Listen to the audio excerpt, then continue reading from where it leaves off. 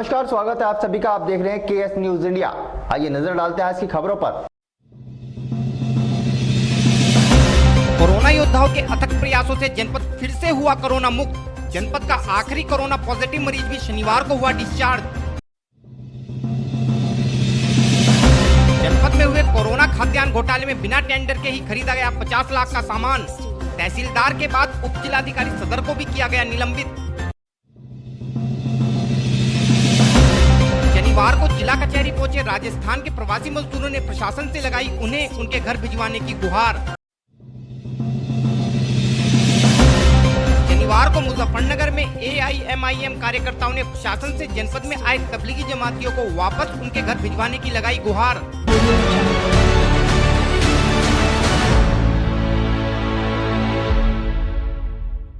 और अब खबरें विस्तार के साथ। पूरे जनपद में कोरोना महामारी के संक्रमण को रोकने के लिए लॉकडाउन के पहले दिन से ही जनपद के समस्त पुलिस व प्रशासनिक अधिकारियों समेत स्वास्थ्य कर्मियों ने भी दिन रात मेहनत कर जनपद को कोरोना के संक्रमण से दूर रखने के भरसक प्रयास किए। स्वयं SSP ने नगर के गली मोहल्लों में घूम घूम कर लोगों से लॉकडाउन का पालन करने के अलावा लोगों को कोरोना के प्रति जागरूक करने का प्रयास किया। बाहर निकलने की जरूरत नहीं, अंदर रहिए। खुद बीमार पड़ोगे, बाकियों को बीमार करोगे। अभी किसी ने घर में रहने के लिए बोला, घर अच्छा नहीं लग रहा, रह तो जेल में भी रहोगे किसी। जिसके परिणाम स्वरूप लॉकडाउन के पहले 14 दिनों में जनपद में कोई भी कोरोना पॉजिटिव केस नहीं आया, लेकिन इसके बाद धीरे धीरे जनपद में कोरोना पीड़ित मरीजों की संख्या 24 हो गई तथा जनपद को रेड जोन की कैटेगरी में रख दिया गया। अब ऐसे हालात में जनपद के स्वास्थ्य कर्मियों ने कोरोना के खिलाफ चल रहे इस युद्ध में अपना योद्धा वाला जौहर दिखाया तथा कोरोना पीड़ित मरीजों के इलाज में जी जान से जुट गए। उधर पुलिस व प्रशासनिक अधिकारियों ने भी कोरोना संक्रमण को और फैलने से रोकने हेतु अपनी पूरी जान लगा दी। इन सभी लोगों के संयुक्त प्रयास के सुखद परिणाम भी धीरे धीरे जनपद में दिखाई देने लगे। वह कोरोना के मरीज एक एक कर ठीक हो अपने घर वापस जाने लगे। शनिवार 16 मई को जब जनपद का कोरोना पीड़ित आखिरी मरीज भी अस्पताल से डिस्चार्ज हुआ तो पूरे जनपद के साथ साथ इन सभी लोगों के चेहरे पर भी विजयी मुस्कान दिखाई पड़ी। इस आखिरी मरीज के भी अस्पताल से डिस्चार्ज हो जाने के बाद अब मुजफ्फरनगर जनपद पूर्णतः कोरोना मुक्त हो गया है तथा उम्मीद है कि जल्द ही जनपद रेड जोन की कैटेगरी से भी बाहर आ जाएगा।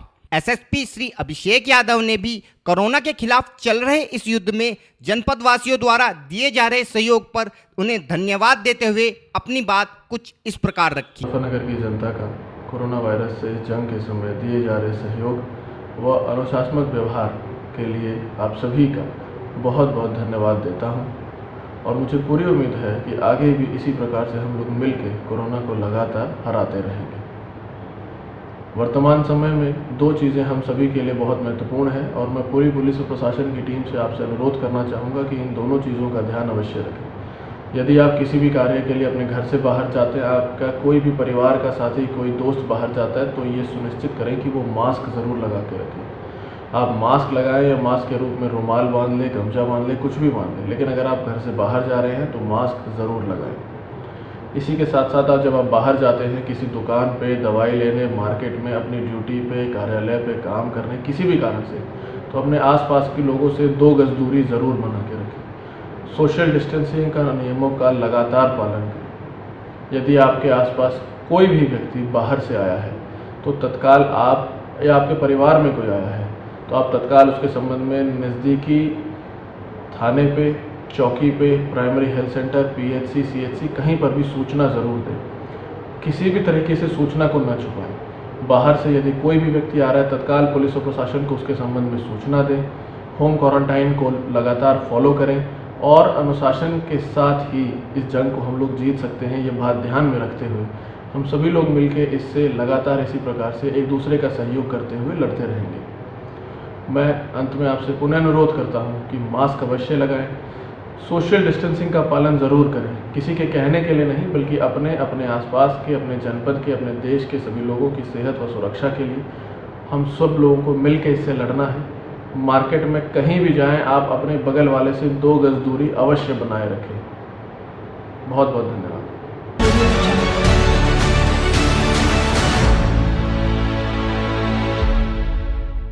कुछ दिनों पहले जनपद में कोरोना महामारी को लेकर प्रशासन द्वारा कराए जा रहे इंतजामात की समीक्षा को लेकर नोडल अधिकारी श्री आर्यन यादव को मुजफ्फरनगर भेजा गया था, जिसके बाद श्री यादव ने विगत रविवार को इस मामले में हुए घोटाले को उजागर करते हुए इसकी रिपोर्ट जिलाधिकारी के साथ साथ शासन को भी प्रेषित की थी। इसके बाद नींद से जागे जिला प्रशासन ने इस मामले में कार्यवाही करते हुए तहसीलदार सदर को निलंबित करने के साथ साथ अपर जिलाधिकारियों को भी अवकाश पर भेज दिया था तथा इस मामले की जांच एडीएम फाइनेंस श्री आलोक कुमार के सुपुर्द कर दी थी। इस मामले में जनपद के मंत्रियों व विधायकों ने विगत 13 मई को जनपद के आला अधिकारियों के साथ विकास भवन में एक बैठक का भी आयोजन किया था, जिसमें मीडिया को प्रवेश नहीं दिया गया था। इसी मामले में शुक्रवार को जनपद के केंद्रीय एवं राज्य मंत्रियों के अलावा विधायकों ने भी प्रशासन को पत्र लिखकर इस मामले में खर्च किए गए पैसे का बिंदुवार ब्यौरा मांगा था, जिसके बाद छुट्टी पर गए अपर जिलाधिकारी प्रशासन ने शनिवार को पत्र के माध्यम से जवाब देते हुए बताया कि लॉकडाउन के दौरान विभिन्न मदों में राहत सामग्री की खरीद हेतु लगभग 50 लाख का भुगतान विभिन्न फर्मों को किया गया है तथा इन सामानों को शासन द्वारा जारी रेट लिस्ट व मांग के आधार पर विभिन्न फर्मों से खरीदा गया है, इसलिए टेंडर की कोई आवश्यकता नहीं थी। वह दैवीय आपदा के समय उप जिलाधिकारी राहत वितरण एवं अन्य कार्य हेतु अधिकृत है, अतः इस कार्य के लिए किसी भी नोडल अधिकारी की नियुक्ति नहीं की गई। हालांकि इस मामले में शनिवार को ही उप जिलाधिकारी सदर को भी निलंबित कर दिया गया है तथा मामले की जांच जारी है।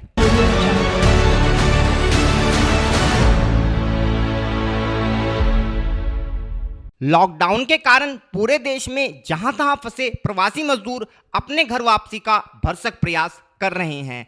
हालांकि पूरे देश में प्रवासी मजदूरों को उनके घर भेजने के लिए सरकार द्वारा बसों व रेल का प्रबंध किया गया है, लेकिन फिर भी प्रवासी मजदूरों की संख्या के आगे ये इंतजाम नाकाफी साबित हो रहे हैं, जिस कारण बड़ी संख्या में ये मजदूर पैदल ही अपने घरों की ओर निकल पड़े हैं। हालांकि सरकार द्वारा बार बार इन मजदूरों से पैदल नहीं चलने का आग्रह किया जा रहा है, लेकिन एक तो भुखमरी व दूसरे घर पहुंचने की जल्दी के कारण सरकार की अपील कारगर साबित नहीं हो पा रही है। शनिवार को भी जनपद में फंसे राजस्थान के कुछ मजदूर कचहरी स्थित जिलाधिकारी कार्यालय पर पहुंचे तथा प्रशासन से उन्हें उनके घर भिजवाने की गुहार लगाई।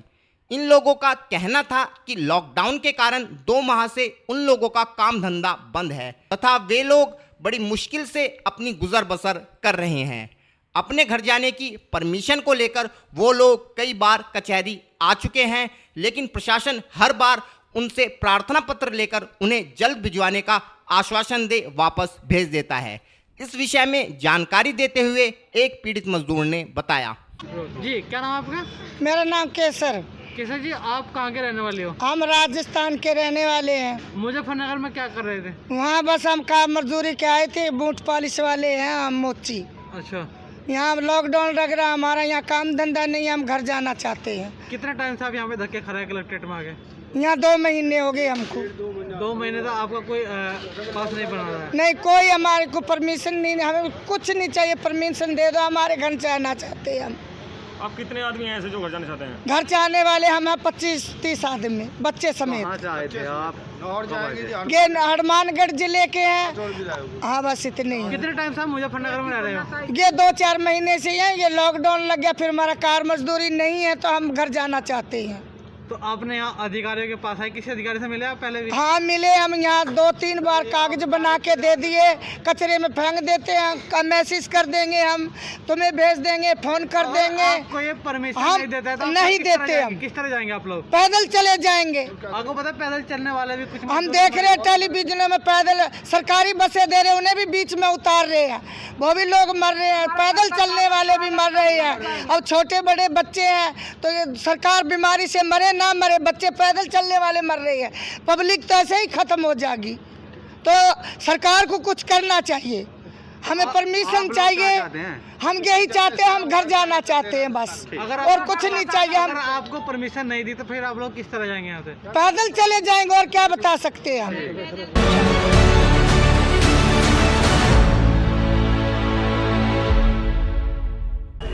वक्त हो चला है केएस न्यूज इंडिया में एक छोटे से ब्रेक का।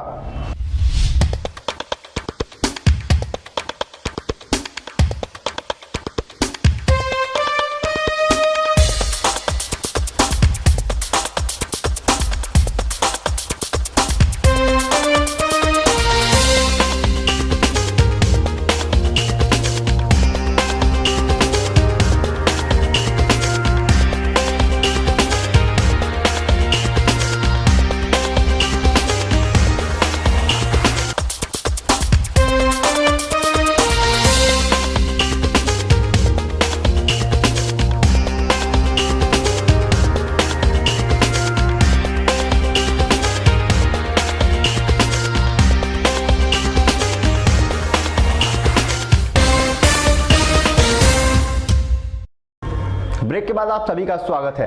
शनिवार को मुजफ्फरनगर में राजनीतिक संगठन AIMIM के कार्यकर्ता संगठन के जिला अध्यक्ष इमरान कासमी के नेतृत्व में कचहरी स्थित जिलाधिकारी कार्यालय पर पहुंचे तथा जनपद में विभिन्न स्थानों से आए तबलीगी जमातियों को वापस उनके घर भेजने की मांग को लेकर एक ज्ञापन अपर जिलाधिकारी को सौंपा। कार्यकर्ताओं का कहना था कि जनपद की विभिन्न मस्जिदों में 3 दिन से लेकर 40 दिन तक के लिए विभिन्न स्थानों से जमातें आई हुई थी, लेकिन लॉकडाउन के कारण ये सभी जमाती इन मस्जिदों में ही रुके हुए हैं, जबकि इन सभी लोगों का क्वारंटाइन का समय भी पूरा हो चुका है। अब जबकि लॉकडाउन को 50 दिन से भी ज़्यादा का समय बीत चुका है तथा इन लोगों के पास राशन आदि भी खत्म हो चुका है, जिस कारण ये लोग बड़ी मुश्किल से अपना जीवन यापन कर रहे हैं। अतः जनहित में संगठन के सभी कार्यकर्ता प्रशासन से गुजारिश करते हैं कि इन लोगों को जल्द से जल्द इनके गृह स्थानों पर भेजने का प्रबंध किया जाए। इस संबंध में जानकारी देते हुए संगठन के जिला अध्यक्ष इमरान कासमी ने बताया, हम आज इसलिए यहाँ पे आए हुए हैं। आपको मालूम ही है कि देश के अंदर जो वबा फैली हुई है, उसी के मद्देनज़र हमने DM साहब को और ADM साहब को ज्ञापन दिया है। हमारे ज़िले के अंदर जो जमातें आई हुई है और जमात कोई 3 रोज़ के लिए थी, कोई 40 रोज़ के लिए थी, लेकिन अब उनको किसी को 2 महीने हो गए, किसी को 2.5 महीने हो गए। उन लोगों के पास जो वक्त था क्वारंटीन वगैरह का वो भी उनका पूरा हो चुका है। तो हम यही निवेदन करते हैं, रिक्वेस्ट करते हैं कि अब उनको जल्द से जल्द उनके स्थान पर भेजा जाए। वो लोग बड़े परेशान हैं, उनके पास अब राशन वगैरह सब कुछ ख़त्म हो चुका है और बस्ती वाले लोग दे रहे थे, लेकिन वो भी कब तक देते रहेंगे। तो हम यही बार बार रिक्वेस्ट कर रहे हैं इसके ज़रिए से, ताकि उन लोग उनके घर तक पहुँचाया जाए। आपको मालूम ही है कि आज देश के अंदर क्या हालत चल रही है, लोग भूख से तड़फ रहे हैं, बिलबिला रहे हैं, कहीं किसी को खाने के लिए खाना नहीं है। बहुत हमारे देश की जो कंडीशन है इस वक्त बहुत नीचे गिरती जा रही है। बीमारी तो ज़रूर है, लेकिन मैं इसके साथ साथ एक रिक्वेस्ट ये भी करूँगा प्रधानमंत्री जी से कि जो लोग परेशान हैं, रास्ते में फंसे हुए हैं, जो बेचारे भूखे प्यासे हैं, जिस वक्त हम उनकी फ़ोटोज़ देखते हैं तो दिल हिलने लगता है। तो मैं ये रिक्वेस्ट करूँगा कि आप उनको उनके घर तक पहुँचाए। भले इसको लॉकडाउन को जितना मर्जी चाहे आगे तक बढ़ाए, लेकिन जो गरीब जनता है, परेशान है। अभी हमने कई लोगों को यहाँ पे देखा है, बेचारे बड़े परेशान है, कोई सुनने के लिए तैयार नहीं है। वो कह रहे कि हमें 1.5 महीना चक्कर काटते काटते हो गया। तो लॉकडाउन का मतलब क्या कहना आपका? लॉकडाउन बढ़ना चाहिए? लॉकडाउन बढ़े, अगर इससे बीमारी जो है इसको कंट्रोल करना है तो लॉकडाउन को बढ़ाना पड़ेगा, लेकिन इसके साथ साथ में जो लोग परेशान हैं उनकी व्यवस्था की जाए। जो मजदूर है, जिनको कोई देखभाल करने वाला नहीं है, कोई बड़ा आदमी आता है उसकी सब सुनते हैं, मजदूर को देखने के लिए तैयार ही नहीं है।